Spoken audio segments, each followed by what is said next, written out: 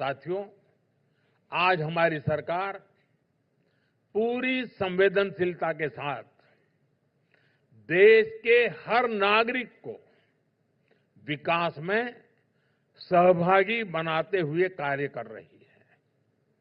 जो विकास की दौड़ में पीछे छूट गया, हम उसके विकास को प्राथमिकता दे रहे हैं। पहले की सरकारों ने दिव्यांगजनों के लिए सिर्फ घोषणाएं की। हम भी उसी रास्ते को जारी रख सकते थे, लेकिन ये सरकार की संवेदनशीलता का उदाहरण है। आप में से शायद जो बातें मैं बता रहा हूं, आप जिस लेवल के लोग हैं शायद उसमें फिट नहीं बैठती होगी। हमारे दिव्यांगजनों के लिए जैसे हमारे यहां लैंग्वेज में बिखराव है ना, साइन लैंग्वेज का भी वही हाल था जी। तमिलनाडु में जाओ तो एक साइन लैंग्वेज, उत्तर प्रदेश में जाओ तो दूसरी, गुजरात में जाओ तो तीसरी, असम में जाओ तो चौथी। अगर यहां का दिव्यांग आसाम गया तो बेचारा समझ ही नहीं पाता था। अभी कोई बड़ा काम तो नहीं था। अगर संवेदनशील सरकार होती है ना, तो उसको एक काम छोटा नहीं लगता है।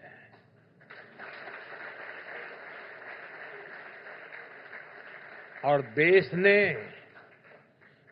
पहली बार इंडियन साइन लैंग्वेज को इंस्टीट्यूशनलाइज किया, कॉमन किया, व्यवस्था बनाई है। ऐसे ही देश की ट्रांसजेंडर कम्युनिटी कब से अपने अधिकारों के लिए लड़ रही थी। हमने उनके लिए भी कानून बनाकर उन्हें सम्मान से जीने का कवच दिया है। बीते दशक में ही देश की करोड़ों बहनों को 3 तलाक की कुरीति से मुक्ति मिली। लोकसभा और विधानसभा में महिलाओं के लिए आरक्षण पक्का हुआ। साथियों, आज सरकारी मशीनरी की सोच भी बदली है, उसमें संवेदनशीलता आई है। सोच का अंतर क्या होता है, ये हम जरूरतमंदों को मुफ्त अनाज देने वाली स्कीम में भी देखते हैं। विपक्ष के कुछ लोग हमारा मजाक उड़ाते हैं और कुछ अखबारों में जरा छपता भी ज्यादा है।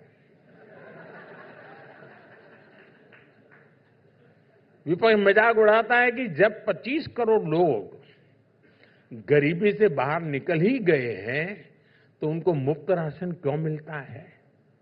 अजीबोगरीब सवाल है। अगर आप बीमार हैं, अस्पताल में गए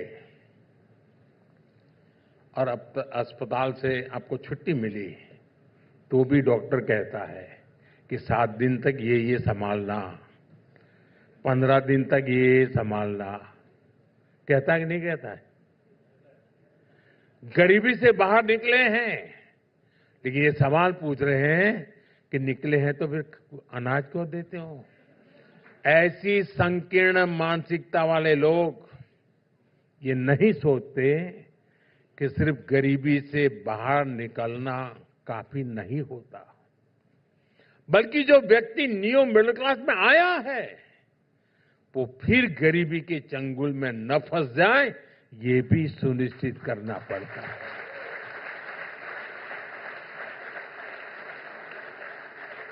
इसलिए उसे आज अनाज मुफ्त की सुविधा मिल रही है, आवश्यक है।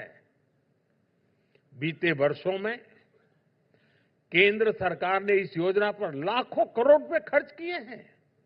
इससे गरीब और न्यू मिडिल क्लास को बहुत बड़ा संबल मिला है। साथियों, सोच का एक और फर्क हम अपने आसपास भी देखते हैं। कुछ लोग हैं जो कहते हैं कि ये मोदी 2047 की बात क्यों करता है। 2047 में विकसित भारत बनेगा नहीं बनेगा, किसने देखा। हम रहे या न रहे उससे हमारा लेना देना क्या है। अब देखिए, ये सोच है और ये बड़े बड़े लोगों की सोच है, ये कोई मैं अपने शब्द नहीं बता रहा हूं। साथियों, जिन लोगों ने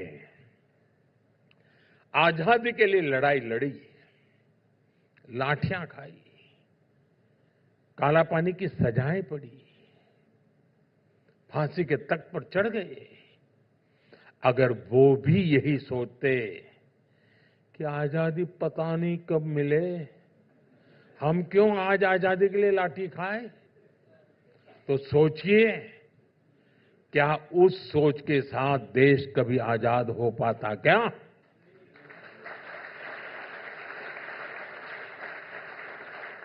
जब राष्ट्र प्रथम का भाव हो, जब देश हित सर्वोपरि हो, तो हर निर्णय देश के लिए होता है, हर नीति देश के लिए बनती है। हमारी सोच स्पष्ट है, विजन साफ है। हमें देश को विकसित बनाने के लिए निरंतर काम करना है। 2047 तक हम रहे न रहे, लेकिन ये देश रहेगा, इस देश की संतानें रहेगी। इसलिए